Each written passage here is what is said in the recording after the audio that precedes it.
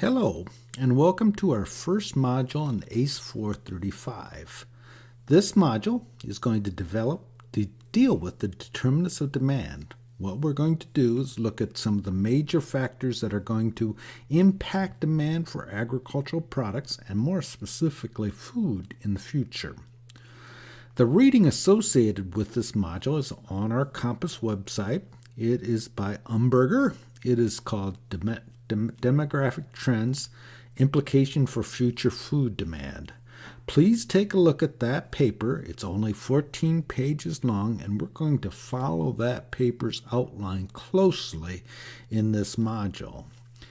In that reading, there's a list of 5 items that are going to impact demand. Those 5 are, and you see them listed here, and there's sections in the paper talking about each one of those, are global population demand, urbanization, economic growth, diet transition and changing consumer preferences, and food shopping behavior. All of those are important in determining demand, but we're going to talk about each one of those 5 as we move through this module.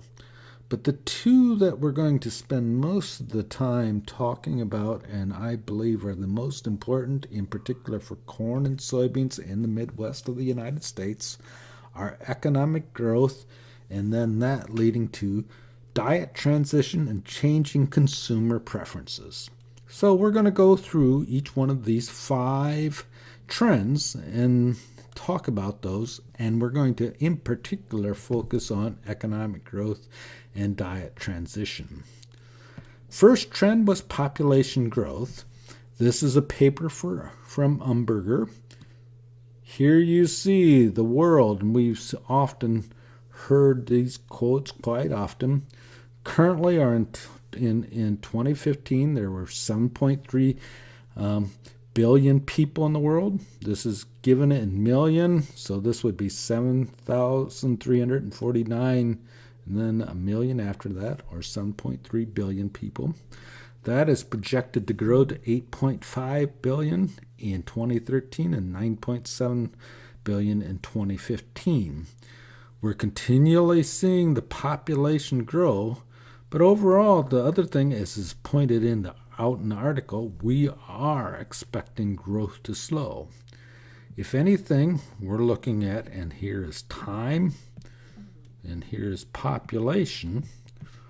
What we're expecting population to do is continue to increase, but at a slower rate going forward. Eventually, many people believe that population growth will end in the future. Another important thing to keep in mind is that growth will vary across the globe.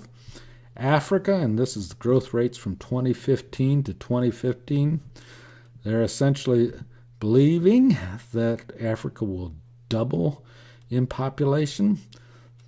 That is compared to North America, where we're essentially only looking at a 20% increase. As you can see here, population growth rates are expected to be different across the world, with Africa being one of the major areas of population growth. That's important for food demand, in particular here, Africa. Typically, you think of Africa as being poorer, and there is a bit of a problem with food demand and the ability to pay. To give you a feel, though, for where that population is currently, these are statistics from 2016, and this is by continent. And I want you to notice something here. Asia, and this would be China, Vietnam, etc., has 4.4 billion people currently. And I want you to compare that to where we are at here currently. This is North America, and the U.S. here has 325 million people. All right, just look here and compare again. Asia, 4.4 billion. North America, 579 million. Similar sort of statistics on this next slide, and this just gives it by country. Two largest countries here, China, 1.3 billion people, India, 1.3 billion people, and here's where we are. All right, China, and we're going to talk about China a lot this semester, has essentially 4 times as many people as the U.S. That, again, is going to become important as we think about the next factor, the third factor impacting food growth in the future. So population, obviously, is important in food demand. The more people we have, the more food that we do need. Again, give you a feel for where that population is. Here's the world. That darker areas is where more people are at. Here is the United States with 325 million. Europe with 739. These would be generally viewed as the developed countries. The food demand per person is not likely to increase in those countries in the future. It will change, but it's not likely to increase. Caloric needs of those countries are about at where, if anything, we eat too much in the United States. That compares to the population, again, of China, 1.4 billion people, 1.3 billion people. Again, this is a magnet for increasing food in the future. And then several other areas, and in fact, that is one of the items that is happening right now. U.S., Brazil, agriculture is in a competition to supply raw materials, food, soybeans, to China.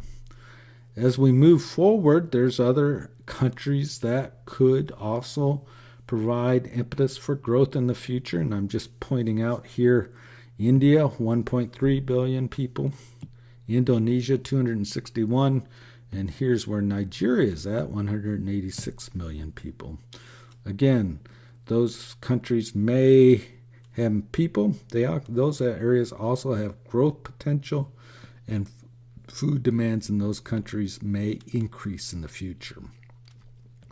Second factor listed was urbanization, and this is sort of interesting. Look at the United States here, 1990, 2000, 2002, over 80+% of the United States population is urban, living in urban areas, i.e. Chicago. I don't know where Champaign would probably fall into an urban area as well.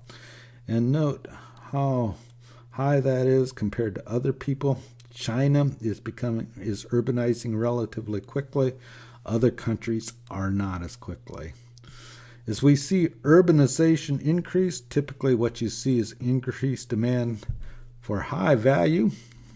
People are usually, often in the U.S., more wealthy. The more urbanization there is, it's a sign of urbanization that people are drawn to urban areas because of economic opportunities, and that will increase high value or luxury food goods. Again, that's covered in the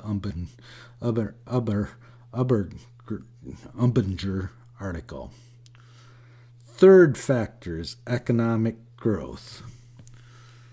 And this is a very important factor for determining what is happening now in our growth in demand for commodities from Illinois. And let's just go through this.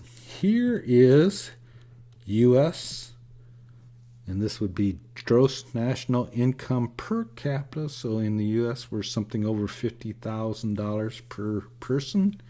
Here's Australia. And here's European Union. China, I'm just going to pick on China. China is down in here. And China, which still lags the U.S. by a great deal, but as economic growth increases, here, or economic or GDP per person, GN, gross national income per person, a change in food demand occurs.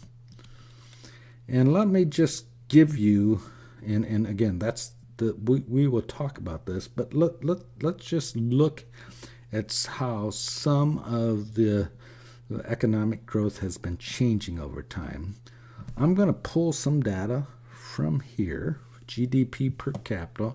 Again, it's going to give you the same thing look as in that table, but I want to show you more specifically what's happening in GDP or income, economic growth across these countries.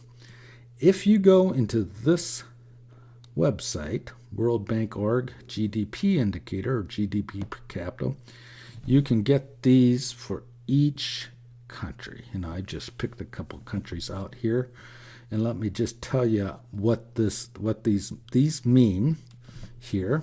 This is the United States. In 1960, we had per capita GDP of $3,007 per person.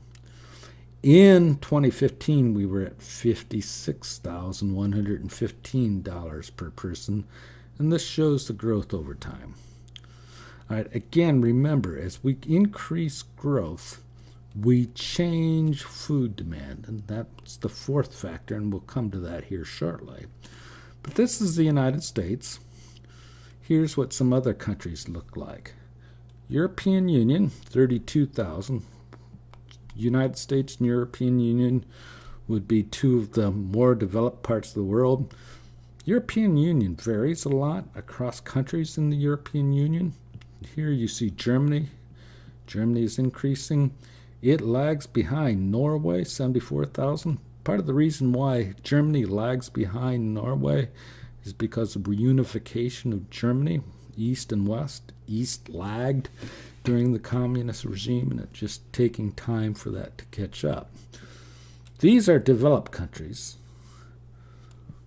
and food demand in these countries are relatively stable. Now look at what's happening in China. 89,000, now $8,000, and that growth has been sharp, a sharp increase. Here are some other countries. India lags behind China, Indonesia lags behind China, and Nigeria lags behind China. All of them are growing to a certain extent. And this, again, is important because what it means for demand of food in the future. And this is our fourth point that's mentioned in that article, diet transition. I have a figure here that I picked from another publication. It's Gould versus Gumbird. It is listed on our website as a reference article. I wouldn't suggest you read it. It's pretty technical. But I want you to look at something here. And this axis here gives per capita income. And this gives food demand, calories per capita. And let's go back here. Let's pick China. Is at 8,000. So that would be right here. And it went from here to here. All right. As you go from 8,000 to very low, starchy staples don't change much. Sweeteners change some. Other foods don't change some. Vegetables change some. But here's where our bigger changes come in. Oils and fats. Oils, butter, shortening, vegetable oil, animal-based products, meat, and dairy. And look at how much those increase as we increase income. All right, so what we see is a shifting. We not only see calorie per person increase, but we see a shifting. And that shifting as we increase income, we're about right here. We move away from starchy staples, rice, potatoes, cornmeal, etc., and become more meat. dairy-based. All right, that's important because here, if you think about China, they haven't necessarily changed their starchy staples all that much, but they've increased meat. As we increase meat, we increase animal feed. And in the context of pork and poultry, in particular, that's corn and soybeans, corn and soybean meal. So as we increase meat consumption per capita, we increase the need for corn and soybeans. Dairy and beef, we also increase the need for forages. But here, again, the most important for our area is corn and soybeans. So here, China went from here to here, increased meat. In their case, it's mainly hogs. And they need corn and soybeans. And they're getting soybeans here from U.S. and Brazil. But that's a story in the future. And we'll talk about that. So as we're looking at soybeans, we see a lot of increase in soybean demand over time. Again, that's because of this transformation up here. What United States is hoping for, going back a little bit, we've seen this happen to China. We hope the same thing happens to India, Indonesia, and Nigeria, that they even get up to the levels of China. And hopefully, for the United States and Brazil's perspective, that increases meat demand, which increases the need for animal food. All right, so here we have, as we increase incomes, we need more animal feed because we need more meat. Just a note, 100 calories of meat requires more land and agriculture than does 100 calories of plant-based food. This is pretty straightforward. You eat a broccoli. It doesn't have to be, you just get that directly from the field. It's hard to get calories from broccoli, but let's take a broccoli. You eat broccoli or you eat pork. Well, the pork animal had to be, the hog had to be fed corn and soybeans. Conversion rate is 1 for 1 for a calorie. It's 3 for 1 in the case of meat. You have a hog, and 3 for 1, 3.2, somewhere in that range. And also you have dressing. So a dressing percent. You slaughter a hog, not the entire live weight becomes a carcass weight. So as we increase incomes, we move to more animal-based. We need more land to feed those animals. This has generated quite a bit of controversy, particularly here in the United States and developed country. You hear about the wastefulness and sustainability of animal agriculture. And what essentially, if they're arguing, is that we should eat less meat and save on resources. The only problem with that argument is it isn't the U.S. or developed country that's increasing animal consumption at this current standpoint. It is developing countries. So you essentially, if you want to maintain animal agriculture at the levels that it is, you have to say that you want China, India, Indonesia, Nigeria not to improve their diets by eating more meat. In any case, what that leads to is over time here, and this is another paper from this paper, we're going to increase demand, and we're going to increase demand for meat. This is 2080, 2060. We're going to increasingly increase demand for meat, dairy, and to a certain extent, oils and fats. All right, our last factor, food shopping behavior, and you can read the article there, but in general, you see people, as they increase income, want more food eaten away from home. You can also think of what is going to happen as we move towards more electronic buying of food. Amazon for food, think about that for a little bit. In any case, those are our 5 factors. I'm going to summarize those by saying there's two major ones. As we look at low to middle income, this is countries becoming more wealthy.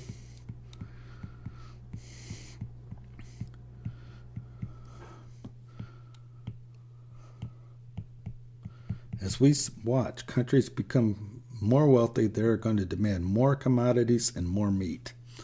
That's one source of demand. Our second is rich people. U.S., Europe, Australia will likely want more convenience, more health, and there's also going to be likely more social concerns. Environment, sustainability. All right. That is that paper. Take a look at it. Think about it. Remember our 5, and I'm just going to roll back here. Remember our 5 trends here. Memorize those. Those are important, and in particular, this economic growth and changing consumer preferences are what has been driving demand here in the Midwest in recent years.